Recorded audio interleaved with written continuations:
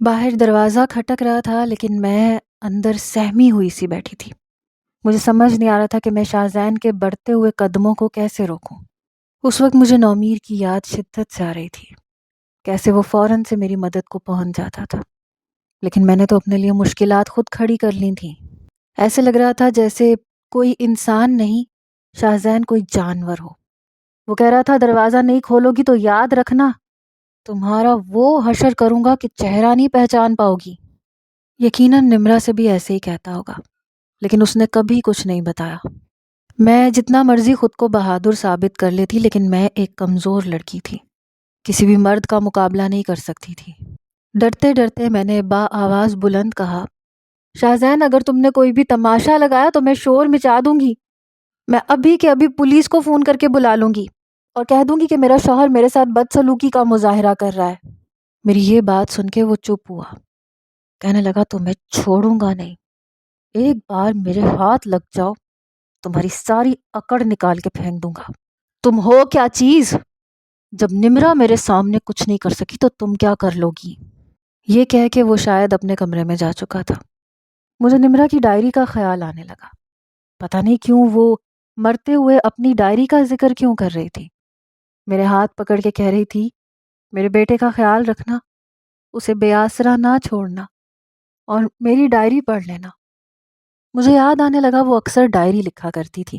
جب بھی میں یا نومیر اس کے کمرے میں آتے تو وہ ڈائری چھپا لیتی تھی۔ نمرا کی بچی کیا چھپا ہے، دکھاؤ مجھے۔ وہ کہنے لگی، پلیز نومیر میری پرائیویسی میں مت گھسا کرو، زویا ہے نا، بس اسی کی حد تک رہا کرو۔ میں نے کہا چھوڑو نا نومیر، تمہیں پتہ ہے نا اسے نہ تو مجھ سے محبت ہے نہ امی سے، بس اسے اپنی ڈائری سے محبت ہے، سینے سے لگا کے رکھتی ہے یہ اسے۔ وہ کہنے لگا، ہاں لیکن مجھے بھی تو پتہ چلے اس نے کیا لکھا ہوا ہے، لاؤ دکھاؤ مجھے۔ میں نے کہا کیا لکھا ہوگا، اوٹ پٹانگ قسم کی شاعری لکھی ہوگی، اور مجھے تو ذرا دلچسپی نہیں ہے۔ کہنے لگا آج کے دور میں بھی نمرا، کہ آج کے دور میں بھی شاعری کی کوئی اہمیت ہے یار؟ تم بھی بڑی فضول ہو، شاعری میں مجھے تو کوئی بھی خاص دلچسپی نہیں ہے، رکھو رکھو اپنی ڈائری اپنے پاس ہی رکھو۔ وہ فوراً سے اٹھ کے اپنی الماری میں لا کر اپنی ڈائری رکھ دیتی تھی اور چابی بھی چھپا دیتی تھی، جیسے وہ ڈائری نہ ہو کوئی قیمتی اثاثہ ہو۔ آج پہلی بار مجھے اس ڈائری کا خیال آ رہا تھا جو مرتے وقت بھی اس کی زبان پر ڈائری کے الفاظ تھے۔ یقیناً اس میں کچھ نہ کچھ تو تھا، اور کچھ مجھے شاہزین کے رویے سے بھی اندازہ ہو گیا تھا کہ وہ نمرا کے ساتھ کیا سلوک کرتا رہا ہے۔ افسوس مجھے نمرا پہ تھا، اس نے کیوں نہیں بتایا، کیوں ہمیشہ چپ رہتی تھی۔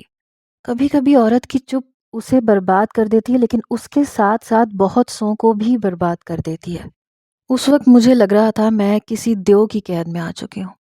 مجھے اندر ہی اندر بہت ڈر لگ رہا تھا۔ کبھی میں اسد کو پکڑ کے چومنے لگتی، کبھی پیار کرنے لگتی۔ ایک گھر میں رہ کے میں کیسے شاہزین کا مقابلہ کر سکتی تھی؟ میں 10 بجے تک کمرے میں بند رہتی تھی، میں جانتی تھی کہ وہ آفس ضرور جائے گا۔ جب مجھے تسلی ہو گئی کہ باہر کوئی نہیں ہے، تب میں نے دروازہ کھولا۔ ناشتے کے خالی برتن ٹیبل پہ پڑے تھے۔ جیسے ہی میں شاہزین کے کمرے میں گئی تو کمرے کی چادر پوری طرح سے بکھری ہوئی تھی۔ کمرے کا حشر اس نے بگاڑ کے رکھ دیا تھا، شاید اپنا غصہ نکالنے کی کوشش کی تھی۔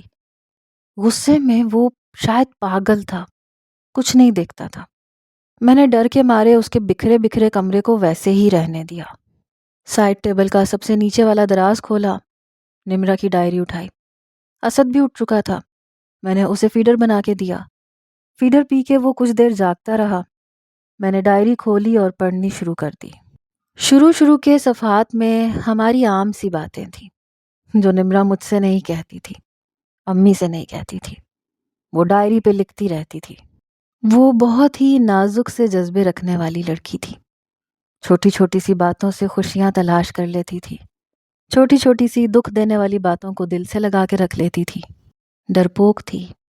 اس نے میری اور اپنی بہت سی یادوں کو ڈائری میں سمیٹ رکھا تھا۔ مجھے تب اندازہ ہوا کہ وہ مجھ سے کتنی محبت کرتی تھی۔ اس نے کبھی لفظوں میں بتایا ہی نہیں تھا کہ میں اس کے لیے کتنی اہمیت رکھتی ہوں، لیکن آدھی ڈائری کے بعد اس کی شادی کی رات کا ذکر تھا۔ جیسے جیسے میں ڈائری پڑھ رہی تھی میرے ہوش اڑنے لگے تھے۔ شاہزین جیسا سب کو نظر آتا تھا ویسا نہیں تھا۔ شادی کی رات بہت سے خواب سجائے نمرا اس کے کمرے میں بیٹھی تھی۔ جب وہ کمرے میں آیا تو آتے ہی اس نے سب سے پہلے سائڈ ٹیبل کا دراز کھولا اور نہ جانے کون سی میڈیسن کھانے لگا۔ اس کا یہ رویہ دیکھ کے وہ بہت پریشان تھی۔ پتہ نہیں کس چیز کی میڈیسن کھا رہا تھا۔ میڈیسن کھانے کے بعد وہ نمرا کے پاس آ کے بیٹھ گیا، اسے غور سے دیکھنے لگا۔ وہ سمٹنے لگی۔ پہلی پہلی رات تھی، ویسے بھی ایسے موقع پہ عورت کو مرد کے اعتماد کی ضرورت ہوتی ہے، اس کے پیار کی ضرورت ہوتی ہے، لیکن وہ اسے خوفزدہ کرنے لگا۔ کہنے لگا مجھے زبان دراز بیویاں بالکل اچھی نہیں لگتی۔ دیکھو میں غصے کا بہت برا ہوں، اس لیے کوشش کرنا کہ مجھے کبھی غصہ نہ دلانا، میری کسی بات سے اختلاف نہ کرنا۔ نمرا پہلے ہی ڈرپوک قسم کی لڑکی تھی، اس لیے شاہزین کا سخت لہجہ اور اس کی اس طرح کی باتیں سن کر اور بھی زیادہ ڈر گئی۔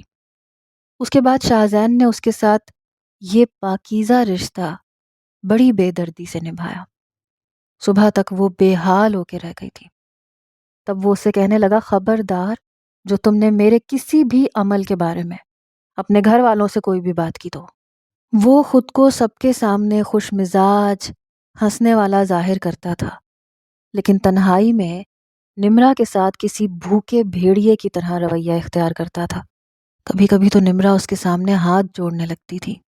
پتہ نہیں وہ کس چیز کی میڈیسن کھاتا تھا جس کے بعد وہ انسان سے جانور بننے لگتا تھا، اور اپنے جنون اور وحشت کا نشانہ وہ نمرا کو بناتا تھا۔ جیسے ہی وہ گھر میں آتا، نمرا اس سے چھپنے کی کوشش کرنے لگتی۔ ذرا سا کھانے میں نمک کم زیادہ ہو جاتا تو کھینچ کے تھپڑ اس کے منہ پہ مار دیتا۔ کہنے لگتا تھا کہ جان بوجھ کے تم ایسا پکاتی ہو۔ شادی کے 1 ماہ تک نمرا آپی کا یہ حال ہو چکا تھا کہ وہ ڈپریشن کی مریضہ ہو چکی تھی۔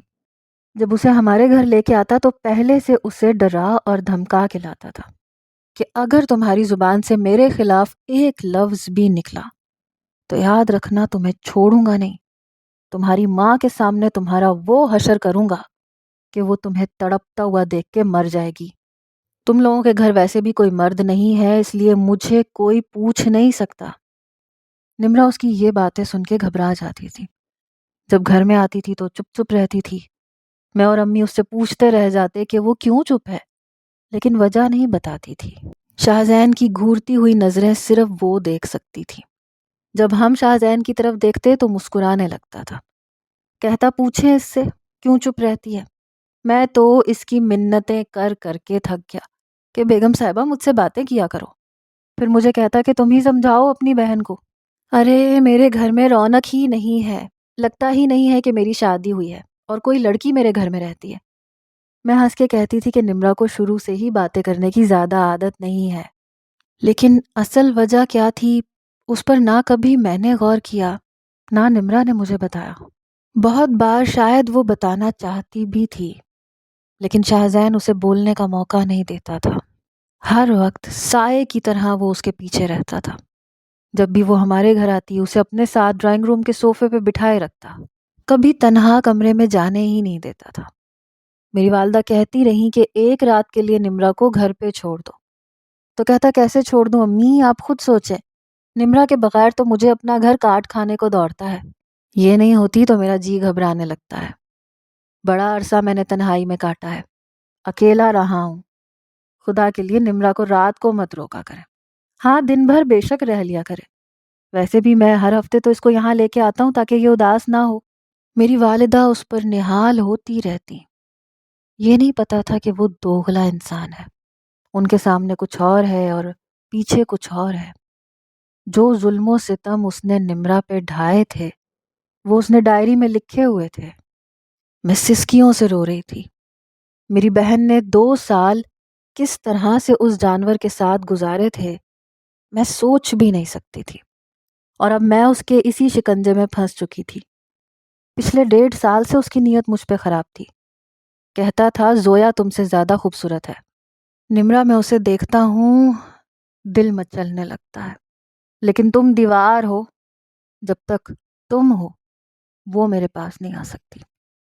نمرا اشاروں کناروں میں کئی دفعہ لفظوں میں بھی مجھ سے یہ کہتی تھی کہ میں اس کے گھر نہ آیا کروں، اور جب بھی نمرا میکے آتی تھی تو تب بھی مجھ سے کہتی تھی کہ شاہزین سے زیادہ فری مت ہوا کرو۔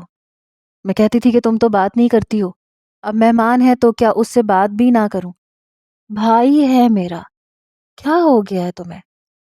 لیکن وہ جانتی تھی کہ وہ مجھے بہن نہیں سمجھتا، وہ کچھ اور ہی چاہتا تھا۔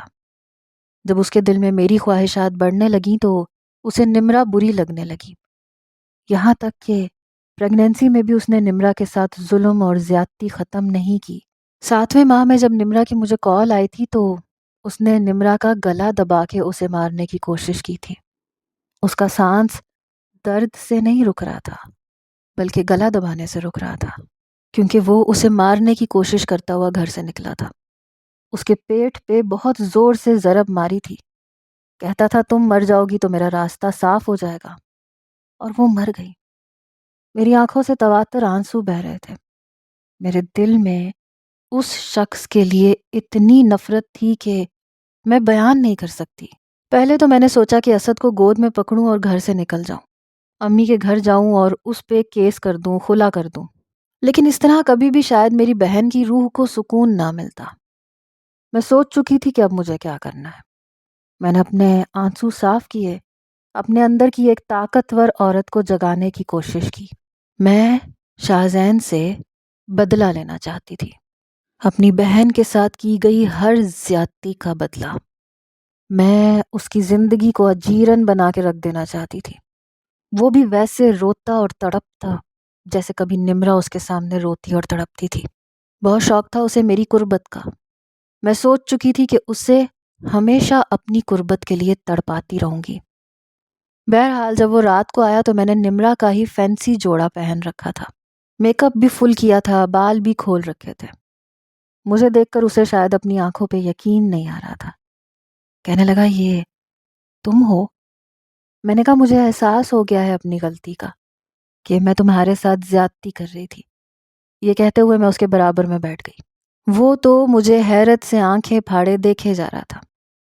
میں نے اس کے ہاتھ پہ اپنا ہاتھ رکھ دیا۔ میں نے کہا مجھے معاف کر دو شاہزین۔ کہنے لگا شکر ہے تمہیں میری محبت کا احساس تو ہوا۔ میں نے کہا ہاں ہو گیا، تمہاری محبت کی آنچ نے میرے دل کو پگھلا کے رکھ دیا۔ اگلے ہی پل اس نے اپنا ہاتھ پھیلا کے مجھے اپنے اندر سمیٹنے کی کوشش کی۔ وہ بہت بے صبری دکھا رہا تھا، اس کا بس نہیں چل رہا تھا لاؤنج پہ رکھے صوفے پہ ہی اپنے جذبات مجھ پہ نچھاور کرنا شروع کر دے۔ لیکن میں نے اس کے سینے پہ ہاتھ رکھ کے اسے پیچھے کیا۔ میں نے کہا کیا ہو گیا؟ اسد کو تو پیار دو اور کھانا تو کھا لو۔ کہنے لگا نہیں، آج میں تمہیں کھاؤں گا، آج تمہاری بھوک بہت زیادہ لگی ہے۔ اس کی اس قسم کی باتیں اور اس کی آنکھوں کی سرخی، اس کا جنون میرے سامنے سب کچھ ظاہر کر رہا تھا۔ میں نے کہا پلیز ایسے نہیں، میرے دل میں بھی بڑے ارمان ہیں، تم کھانا کھاؤ، کمرے میں جاؤ، میرا انتظار کرو، میں اسد کو سلا کے آتی ہوں۔ اس سے پہلے کہ میں اٹھ کے جاتی اس نے میرا ہاتھ پکڑ لیا۔ کہنے لگا جلدی آنا، مجھ سے انتظار نہیں ہوتا، انتظار میں نے بہت کر لیا۔ میں نے کہا جانتی ہوں، سچ بتاؤں تو اچھا ہوا نمرا مر گئی، کیونکہ مجھے بھی تم بہت اچھے لگتے تھے، لیکن ظاہر ہے میرے بہنوئی تھے، میری بہن کے شوہر تھے۔ سچ بتاؤں تو میں نے اسد کی وجہ سے تم سے شادی نہیں کی، میری اپنی بھی خواہش تھی۔ وہ میری باتیں سن کے حیران تھا۔ کہنے لگا اس کا مطلب تمہارے دل میں نومیر کہیں نہیں ہے؟ میں نے کہا میں تو اس سے جان چھڑوانا چاہتی تھی، تم جیسا ہینڈسم تو نہیں ہے وہ۔ یہ کہتے ہوئے میں نے اس کی شرٹ کے بٹن سے کھیلنا شروع کیا۔ وہ تو یوں تھا جیسے اس کی عید ہو گئی۔ کہنے لگا تو جانے من جلدی جلدی سے آ جاؤ، صبر نہیں ہو رہا مجھ سے۔ میں نے کہا اچھا کھانا تو کھاؤ۔ کہنے لگا بھوک ہی نہیں ہے، تمہاری باتوں نے میری بھوک اڑا کے رکھ دی ہے۔ میں سوچ نہیں سکتا تھا کہ تم بھی مجھ سے محبت کرتی ہو، مجھ سے صبر نہیں ہو رہا۔ میں نے کہا صبر کا پھل میٹھا ہوتا ہے، جاؤ کمرے میں جاؤ، میں آتی ہوں۔ کہنے لگا ایسے کرو، اسد کو کھانسی کا شربت تھوڑا زیادہ سا پلا دو۔ یہ سن کے میں حیران ہوئی۔ میں نے کہا وہ کیوں؟ کہنے لگا سالہ سوئے گا نہیں، کھانسی کے شربت میں نیند ہوتی ہے، اسے وہ پلا دو، سو جائے گا۔ دیکھو میرا امتحان اور مت لو۔ وہ بہت زیادہ جذباتی ہو رہا تھا، بار بار مجھے کھینچ کے اپنے ساتھ لگانے کی کوشش کر رہا تھا، اور میں ہاتھ سے فاصلہ برقرار رکھ رہی تھی۔ میں اسے تڑپانا ہی تو چاہتی تھی۔ میں نے کہا تمہارا بچہ ہے، خدا نہ خواستہ زیادہ شربت پینے سے اگر اسے کچھ ہو گیا تو کہنے لگا مجھے فرق نہیں پڑتا، بس تم ہو نا۔ اسے تو اپنے جذبات کے آگے اپنی اولاد بھی نظر نہیں آ رہی تھی، جس کا دکھاوا کر کے ٹسوے بہا کے اس نے مجھ سے نکاح کیا تھا۔ میں نے کہا اچھا آتی ہوں نا، جاؤ نا۔ وہ کمرے میں چلا گیا۔ میں نے اسد کو فیڈر دیا، اسے سلا دیا، تسلی سے کھانا کھایا، پھر دودھ کا ایک گلاس لیا اور شاہزین کے کمرے میں آ گئی۔ پورے کمرے میں گلاب کی خوشبو سمائی ہوئی تھی، شاید اس نے گلاب کا ایئر فریشنر کیا تھا۔ کمرے کی چادر بچھی ہوئی تھی، اس کے چہرے کی خباثت دیکھ کے مجھے گھن آئی تھی۔ پھر اس نے سائڈ ٹیبل کی دراز سے کوئی میڈیسن نکالی اور پانی سے کھانے لگا۔ میں اس کے پاس آ کے بیٹھ گئی۔ میں نے کہا یہ کیا ہے، یہ کیا کھا رہے ہو؟ تو فوراً سے اس نے میڈیسن دراز میں رکھ دی۔ کہنے لگا کچھ نہیں۔ میں نے کہا نہیں مجھے بتاؤ یہ کس چیز کی میڈیسن ہے، کیا کھا رہے ہو تم؟ کہنے لگا کہہ تو رہا ہوں کچھ نہیں ہے۔ دراز بند کیا اور کہنے لگا کہ کھانا کھا لیا تم نے؟ میں نے کہا ہاں لیکن تم نے تو کھانا بھی نہیں کھایا، میں اس لیے تمہارے لیے دودھ لے کے آئی ہوں، اسے پی لو۔ کہنے لگا یہ تو اچھا کیا تم نے۔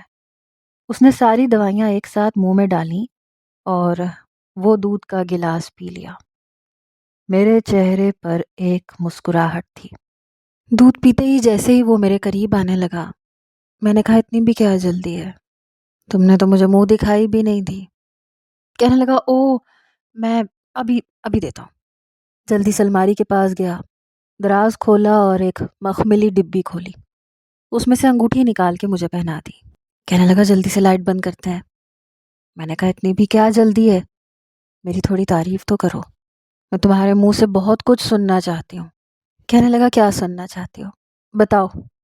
میں نے کہا وہی جو ہر بیوی سننا چاہتی ہے، میری تعریف کرو، اپنی محبت کا اظہار کرو، میرے بغیر تم نے دن رات کیسے کاٹے سب بتاؤ۔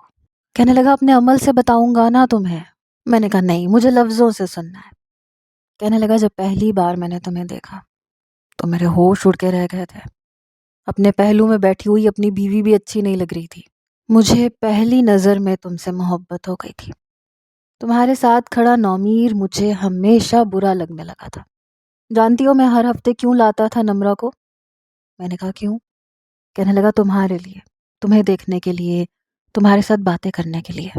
مجھے نمرہ میں کوئی دلچسپی نہیں تھی، لیکن ظاہر ہے اس کا حق بھی تو اسے دینا تھا۔ میں نے کہا ہاں مجبوری کا رشتہ تھا نا، اسی لیے وہ مر گئی۔ کہنے لگا بڑی آسانی سے تھوڑی نہ مری ہے۔ میں نے کہا پھر کیسے مری؟ اب اس کی آنکھوں میں نیند اتر رہی تھی، وہ بار بار اپنا سر جھٹک رہا تھا، جاگنے کی کوشش کر رہا تھا۔ میں نے کہا یہ کیا تمہیں ابھی سے نیند بھی آنی شروع ہو گئی؟ ابھی تو پوری رات پڑی ہے، ابھی تو میں بہت کچھ سننا چاہتی ہوں۔ کہنے لگا پتہ نہیں کیوں میری آنکھیں بند ہو رہی ہیں۔ میں جانتی تھی کہ اب وہ مزید جاگ نہیں سکتا، اس لیے میں اس کے پاس آ کے بیٹھ گئی، لیکن وہ بیڈ پہ پڑے تکیے پہ گر چکا تھا، وہ گہری نیند سو چکا تھا۔ میں جانتی تھی کہ وہ اس سے زیادہ جاگ بھی نہیں سکتا تھا۔ میں نے اسے پیچھے دھکیلا، نفرت سے اسے دیکھ کر اس کی شرٹ کے سارے بٹن کھول دیے، پھر اس کے سینے پہ اپنے ناخن بری طرح سے گاڑنے شروع کر دیے۔ تکلیف کے آثار اس کے چہرے پہ نظر آ رہے تھے کہ اسے درد ہو رہا ہے، لیکن نیند کی غنودگی اس قدر اس پہ حاوی تھی کہ وہ اپنا بچاؤ نہیں کر سکتا تھا۔ بہرحال میں اس کا سینہ کافی حد تک اپنے ناخنوں سے زخمی کر چکی تھی۔ پھر سوچا کہ آج کے لیے اتنا ہی کافی ہے۔ یہ سب کرنے کے بعد میں اپنے کمرے میں واپس چلی گئی، اسد کے پاس جا کے لیٹ گئی، لیکن میرے کانوں میں ابھی بھی نمرہ کی سسکیاں سنائی دے رہی تھیں۔ ایسے لگ رہا تھا یہ در و دیوار مجھے اس کے ظلم کی داستانیں سنا رہے ہیں۔ میری آنکھوں سے آنسو بہہ رہے تھے، میں جانتی تھی کہ وہ صبح 9 بجے سے پہلے نہیں اٹھے گا۔ پھر یہی ہوا، اس کے اٹھنے سے پہلے پہلے میں اس کے کمرے میں چلی گئی اور صوفے پہ بیٹھ کے رونے لگی۔ میں نے اپنا حلیہ بگاڑ لیا تھا، اپنے بال کھول کے بکھیر لیے تھے، اپنی قمیض کو بھی جگہ جگہ سے پھاڑ لیا تھا اور اپنے بازوؤں پہ کھرونچوں کے نشان ڈال دیے تھے، اپنے چہرے پہ بھی، اپنے گلے پہ بھی۔ جب اس کی آنکھ کھلی تو وہ اپنا سر پکڑے بیٹھا تھا، کہنے لگا پتہ نہیں میرے سر کو کچھ ہو رہا ہے، چکر آ رہے ہیں۔ میں رونے کا ناٹک کرنے لگی، اس کی نظر مجھ پہ پڑی تو میں صوفے پہ بیٹھی رو رہی تھی۔ کہنے لگا زویا تمہیں کیا ہوا؟ میں نے کہا تم انسان نہیں ہو، تم جانور ہو۔ یہ سن کے وہ خود ہی چپ سا ہو گیا. کہنے لگا کیا مطلب ہے؟ میں نے کہا رات کو تمہیں پتا ہے تم نے میرے ساتھ کیا کیا ہے؟ یہ دیکھو تم نے میرا کیا حشر بگاڑ کے رکھ دیا ہے. یہ سن کر میں نے اس کے چہرے پر طمانیت دیکھی تھی. پھر وہ میرے پاس آ کے بیٹھ گیا، لیکن جیسے ہی اس نے اپنے سینے پہ ہاتھ پھیرا تو اس کا ہاتھ خون سے بھر چکا تھا. ابھی بھی میرے ناخنوں کی کھرونچوں سے خون نکل رہا تھا. پھر اپنا سینہ دیکھنے لگا. کہنے لگا یہ کیا ہے؟ میں نے کہا تم کیا سمجھتے ہو جنون صرف تمہیں دکھانا آتا ہے، مجھے نہیں دکھانا آتا. میری بات سن کے اس نے مجھے حیرت سے دیکھا، پھر ہلکا سا مسکرایا. میں نے کہا جس جنون کا مظاہرہ تم نے کیا تھا تھوڑا سا میں نے بھی کر دیا. کہنے لگا واقعی؟ میں نے کہا اور کیا، تم کیا سمجھتے ہو عورت صرف مرد کے جنون کا نشانہ ہی بننا چاہتی ہے؟ تم تو کچھ بھی نہیں ہو میرے جنون کے سامنے. تمہارا جنون، تمہاری حیوانیت کوئی معنی نہیں رکھتی. وہ بے چین سا ہوا، شاید میرا جنون دیکھنا چاہتا تھا. کہنے لگا آج آفس نہیں جانا، مجھے تمہارے ساتھ وقت گزارنا ہے. میں نے کہا ابھی آفس جاؤ، لیکن تم بہت برے ہو، میرے کپڑے تک پھاڑ دیے. اسے شاید اپنی یہ کامیابی مردانگی لگ رہی تھی. کہنے لگا ایسا ہی تو ہوتا ہے محبت میں، پتہ ہی کب چلتا ہے. میں نے جان بوجھ کے شرمانے کی اداکاری کی. میں نے کہا بہت برے ہو، دیکھو میرے ہاتھ، میری گردن دیکھو، کتنے ناخنوں کے زخم پہنچے ہیں. تمہیں پتہ نہیں ہے میں کتنی نازک ہوں. کہنے لگا تم نے بھی تو ساتھ دیا ہے، پورا بدلہ لیا ہے. وہ مسکرا رہا تھا. بہرحال کچھ ہی دیر میں وہ تیار ہو کے آفس جا چکا تھا، لیکن بڑا خوش تھا. میں نے سکون کا سانس لیا اور اگلا پلان تیار کرنے لگی. میری ایک ٹیچر سے بڑی دوستی تھی کیونکہ میں اسکول میں وائس پرنسپل بھی رہ چکی تھی. اس ٹیچر کی بڑی بہن ڈاکٹر تھی. میں نے اس کی بہن کا نمبر لیا. میں نے کہا کہ مجھے آپ سے ملنا ہے.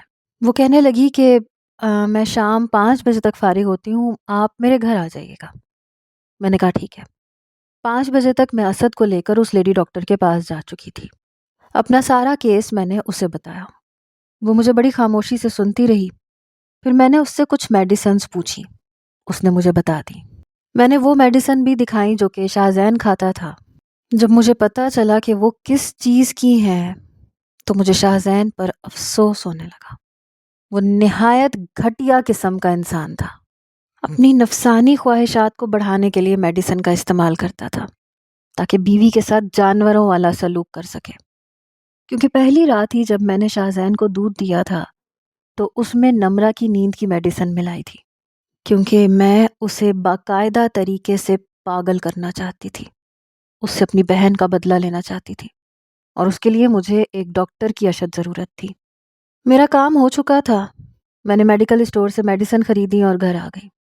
شاہزین کے آنے سے پہلے میں اپنا کام کر چکی تھی. جیسے ہی وہ واپس آیا تو بڑا خوش تھا. میں آج پھر سے تیار تھی. آج میں نے ساڑی پہن رکھی تھی. مجھے دیکھ کے وہ پاگل ہونے لگا. میں نے بھی اس کی بےتابیوں کو مزید بڑھایا. اسد کو سلانے کے لیے چلی گئی. پھر اس کے لیے دودھ کا گلاس لے کے گئی اور اسے دودھ میں وہ دوا ملا کر دیتی جس کو پیتے ہی اس بار اس پر غنودگی نہیں چھائی، بلکہ اس کے جذبات بالکل ٹھنڈے ہو چکے تھے. وہ سمجھ نہیں پا رہا تھا کہ اسے ہوا کیا ہے. میں نے کہا کیا بات ہے، بور کیوں کر رہے ہو؟ میں جانتی تھی وہ میرے ساتھ کچھ بھی نہیں کر پائے گا اور تڑپتا ہوا پوری رات گزارے گا. اور یہی ہوا. اسے سمجھ نہیں آ رہی تھی کہ اسے ہو کیا رہا ہے. اس نے اپنی میڈیسن دوبارہ کھائی. ایک رات میں 3 بار کھائی. میں اب بھی پوچھے جا رہی تھی کیا کھا رہے ہو، لیکن میں جانتی تھی کہ اس کی میڈیسن کا توڑ میں اسے پہلے ہی دے چکی تھی. اس کی میڈیسن اس پہ اثر نہیں کریں گی. اب وہ پریشان تھا کہ آخر اسے ہوا کیا ہے. اب وہ مجھ سے یہ بھی نہیں کہہ سکتا تھا کہ میں اسے روز روز نشے کی دوا دیتی ہوں اس لیے اسے نیند آتی ہے. وہ مجھ پہ شک نہیں کر سکتا تھا، اور میں یہی چاہتی تھی. پھر میں نے وہ میڈیسن اسے دن رات دینی شروع کر دی. صبح میں اس کی چائے میں ڈال دیتی، جب وہ کھانا کھاتا تو اس کی پلیٹ میں ڈال دیتی، رات کو سوتے ہوئے دودھ میں ڈال کے دیتی. اب وہ کمزور ہونے لگا. آفس جانے کے لیے اٹھنے میں سستی کرنے لگا. کہتا تھا پورا بدن چور ہو رہا ہے، سمجھ نہیں آ رہی کیا ہو رہا ہے، کچھ بھی اچھا نہیں لگ رہا. میں نے کہا یہ کیا بات ہے، میں تو سوچ رہی تھی آج کہیں گھومنے جائیں گے. کہنے لگا ہاں ہاں جائیں گے. میں اس کے اندر سے آہستہ آہستہ اس کی وہ ساری خوبیاں ختم کر رہی تھی جن کے بل بوتے پر اس نے میری بہن کے ساتھ زیادتیاں کی تھیں۔ اپنے آپ کو مرد سمجھتا تھا، میں اس کی مردانگی اس سے چھین لینا چاہتی تھی۔ میں چاہتی تھی کہ وہ تڑپتا رہے۔ بہت شوق تھا اسے مجھے حاصل کرنے کا۔ مجھے حاصل کرنے کے چکر میں اس نے میری بہن کو جان سے مار ڈالا۔ میں اس کے ساتھ بھی وہی سلوک کرنا چاہتی تھی۔ آہستہ آہستہ اس کی صحت گرنے لگی، اس کی آنکھوں کے گرد ہلکے پڑنے لگے۔ اس سے کھانا ٹھیک سے نہیں کھایا جاتا تھا، بس ذرا سی روٹی کھا کے چھوڑ دیتا تھا۔ کہتا تھا کچھ اچھا نہیں لگتا۔ جب بھی میں اس کے قریب آتی تو اس کی تڑپ اپنی آنکھوں میں دیکھتی، لیکن میں جانتی تھی کہ وہ میرے ساتھ کچھ بھی نہیں کر سکتا۔ جب بے بس ہو جاتا تو اپنا سر پکڑ کے بیٹھ جاتا کہ پتہ نہیں مجھے کیا ہو گیا ہے۔ اپنی میڈیسن کھاتا رہتا تھا جو کہ اس کے لیے نقصان دہ تھی۔ اب وہ اتنا کمزور ہو چکا تھا کہ میرا مقابلہ نہیں کر سکتا تھا، اور میں یہی چاہتی تھی۔ ایک بار میں نے اس سے کہا کہ تمہاری صحت بہت خراب ہو رہی ہے، چلو آؤ چھت پہ، ہر وقت کیا بیڈ پہ لیٹے رہتے ہو۔ آفس بھی وہ دیر سے جانے لگا تھا، اس سے کام نہیں ہوتا تھا، جلدی تھک جاتا تھا، سانس پھولنے لگتا تھا، اس لیے باس نے بھی اسے ڈانٹنا شروع کر دیا۔ میں اسے ذرا چھت پہ لے گئی۔ اسد سو چکا تھا۔ چھت پہ چہل قدمی کرتے کرتے میں نے کہا، تم جانتے ہو میں نومیر سے بہت محبت کرتی ہوں، اور تم سب سے بڑی دیوار ہو۔ میری بات سن کے اس نے حیرت سے مجھے دیکھا، کہنے لگا تم تو پہلے کہہ رہی تھی تم مجھ سے محبت کرتی ہو۔ میں نے کہا جھوٹ بول رہی تھی، اتنا جھوٹ تو چلتا ہے نا، بالکل ویسے ہی جیسے تم نے نمرا سے بولا تھا کہ تم نمرا سے محبت کرتے ہو، ایسے ہی میں نے بھی تم سے جھوٹ بول دیا۔ میری بات سن کے وہ نظر چرانے لگا، کہنے لگا ایسا کچھ نہیں ہوا تھا۔ میں نے کہا ایسا ہی ہوا تھا، پتہ ہے میں محبت میں جنون کی حد تک پاگل ہو جاتی ہوں، جسے پانے کا سوچ لیتی ہوں اس کے بغیر میرا گزارا نہیں ہوتا، اور تم تو ویسے بھی اس قابل نہیں ہو کہ میری شدتوں کو تسکین پہنچا سکو۔ میری بات سن کے کہنے لگا کہ ایسی کوئی بات نہیں ہے، میں کل ہی ڈاکٹر کے پاس جاؤں گا۔ میں نے کہا ڈاکٹر کی دوائیاں کھا کے تم کیا کر لو گے؟ روز کی اتنی گولیاں کھاتے ہو پھر بھی کچھ نہیں کر پاتے۔ وہ بار بار میرے سامنے شرمندہ ہو رہا تھا۔ میں نے کہا مجھے تو نومیر کی یاد آتی ہے، وہ ہوتا تو میرے اندر کی آگ کو بجھا سکتا تھا، تم تو کسی قابل ہو ہی نہیں۔ یہ کہتے ہوئے میں اسے سیڑھیوں تک لے آئی۔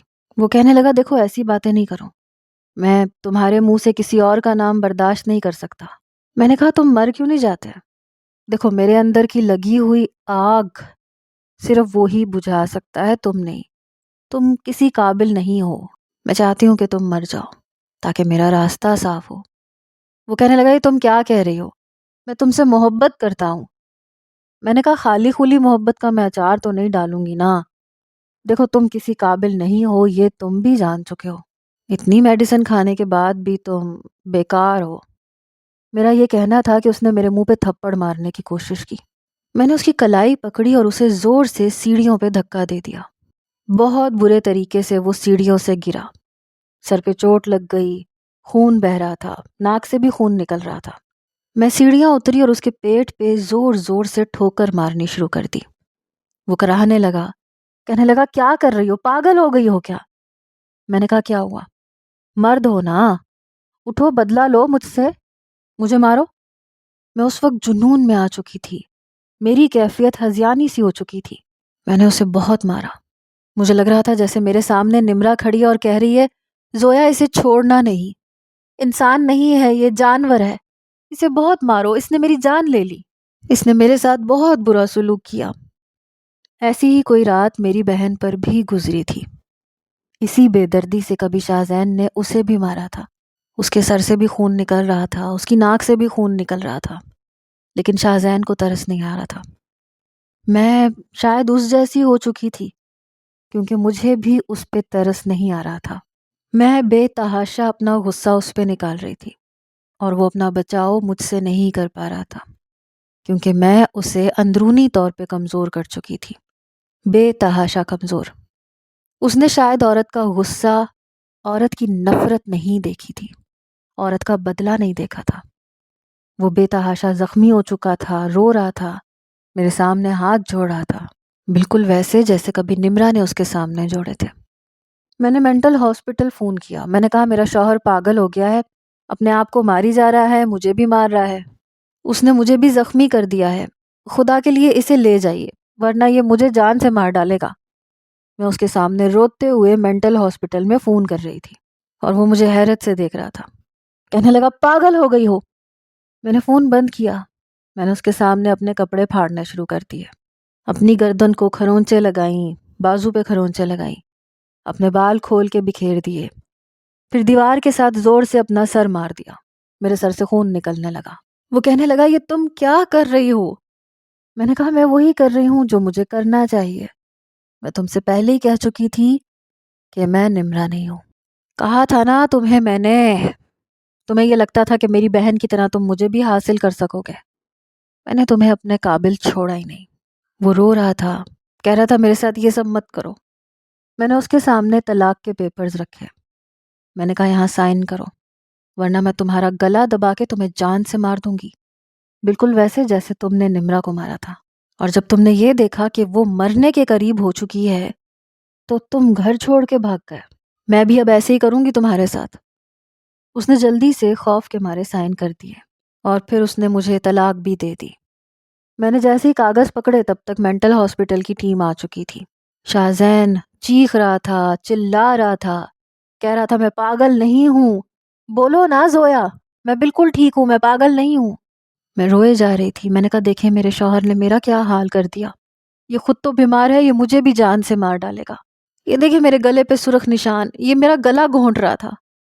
یہ دیکھ کر شاہزین حیران تھا، جو کچھ اس نے نمرا کے ساتھ کیا تھا میں نے وہی الزام اس پہ لگایا تھا، لیکن اپنا کہہ کے، اپنا گلا میں نے خود ہی تھوڑا سا دبایا تھا تاکہ انگلیوں کے نشان میری گردن پہ آ جائیں۔ بہرحال وہ پاگل خانے جا چکا تھا، میں اسد کو لے کے واپس اپنے میکے آ گئی۔ میری حالت دیکھ کے میری ماں حیران تھی، کہنے لگی زویا تمہیں کیا ہوا؟ میں نے کہا ایک جانور کے حوالے کیا تھا آپ نے، پہلے نمرا کو اور پھر مجھے، یہ دیکھیں اس نے میرا حال کیا کیا ہے۔ میں رونے لگی تو وہ پریشان ہو گئی۔ ایک FIR شاہزین کے خلاف کٹوا دی گئی اور یہ بھی کہا کہ اس نے مجھے طلاق دے دی ہے، لیکن پھر بھی مجھے اپنی جان کا خطرہ ہے کیونکہ وہ ایک پاگل انسان ہے۔ دنیا اسے پاگل سمجھتی تھی، وہ پاگل خانے میں تھا، اور اگر وہ پاگل خانے سے بچ بھی جاتا تو سیدھا جیل میں جاتا۔ میری والدہ کہنے لگی کہ نمرا نے تو کبھی کچھ نہیں بتایا زویا۔ میں نے کہا میں آپ سے کہتی تھی نا اماں، اکیلا رہتا ہے، آگے پیچھے کوئی نہیں ہے، ایسے لوگوں کی تفتیش بہت اچھے طریقے سے کرنی چاہیے۔ بیٹی بہت قیمتی اثاثہ ہوتی ہے، اسے یوں دیوانوں کی طرح رخصت نہیں کرتے۔ دیکھ لیا کیا کیا اس نے، میری بہن کو مار ڈالا، مجھے بھی مارنا چاہتا تھا۔ میں نے اپنی ماں سے قصدن سچ چھپا لیا۔ انہی دنوں نومیر دبئی سے واپس آ چکا تھا، میری حالت کا پتہ چلا تو اس سے رہا نہیں گیا، فوراً سے ملنے آیا، میرے چہرے پہ زخموں کے نشان دیکھے تو تڑپ کے رہ گیا، کہنے لگا میں نے تم سے کہا تھا نا کہ اس سے شادی مت کرو، میرا انتظار کر لو۔ کہنے لگا دیکھو کیا حال اس جانور نے کیا ہے تمہارا۔ میں نے کہا کہ میں نے بھی تو اس کو اس کے انجام تک پہنچا دیا۔ کہنے لگا جیسے ہی عدت پوری ہوگی میں تم سے نکاح کروں گا اور تم انکار نہیں کرو گی۔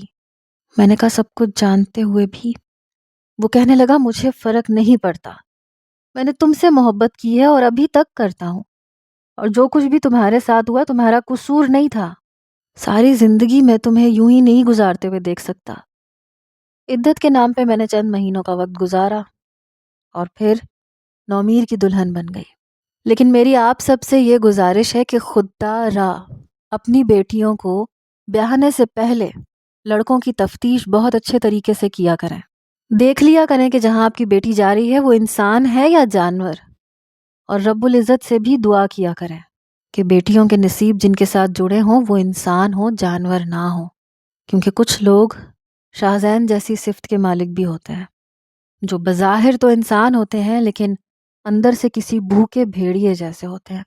اللہ تعالیٰ تمام بچیوں کے نصیب اچھے کرے، اور لڑکیوں کو بھی چپ کا کفن نہیں باندھنا چاہیے، چپ وہاں رہو جہاں رہنا چاہیے، چھوٹی موٹی باتوں پہ چپ رہو، لیکن زیادتیوں پہ چپ رہ کے صبر کر کے گھر نہیں بسایا جا سکتا۔ ایک جانور کی زیادتیاں برداشت کر کے چپ رہنا بہت بڑی غلطی ہے۔ آپ کا اس بارے میں کیا خیال ہے؟ اس کہانی کو لکھنے کا مقصد یہ ہے کہ جو لوگ ان باتوں سے انجان ہیں انہیں سبق مل سکے۔ اور کافی حد تک یہ کہانی ہمارے معاشرے کی ایک بہت بڑی برائی کی عکاسی کرتی ہے۔ لہٰذا اپنے کمنٹس میں اپنی رائے ضرور دیجیے گا، اور اگر آپ کے ذہن میں کوئی ایسی معاشرتی برائی ہے جو کہ کسی کے لیے فائدہ مند ثابت ہو سکتی ہے تو اپنا مشورہ ضرور دیجیے گا۔ بہت شکریہ۔ خوش رہیں۔ اللہ حافظ۔